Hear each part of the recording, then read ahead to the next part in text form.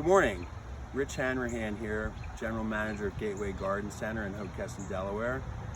We're going to do a little talk this morning on proper watering of your new landscape. I've got a small tree here that's recently been planted, and I want to show you my technique and the one you should be using for watering trees about this size, even a little larger, even a little smaller.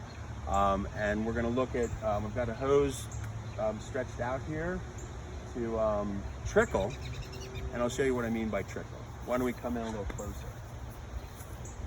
So if you don't have a wand like this, some of the wands have a stationary position. You would need a shut off here. That would be your off and on. This is built in. I suggest this kind because it's all in one.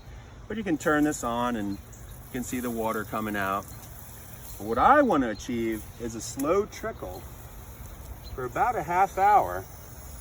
And what I like to do is set it, and if you want to come in closer to look at the amount that's coming out, it doesn't look like a whole lot. But you're not blowing out the soil around it. There is some nice mulch here.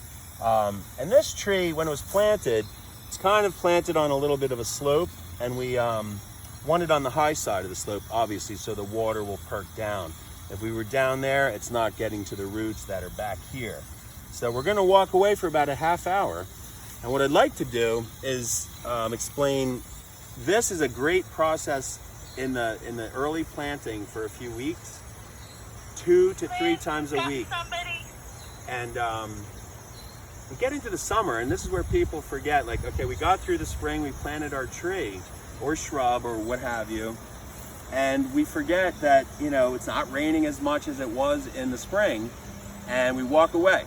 Well, we want you to walk back and take a look at your plants closely and get to know them, get to know their needs.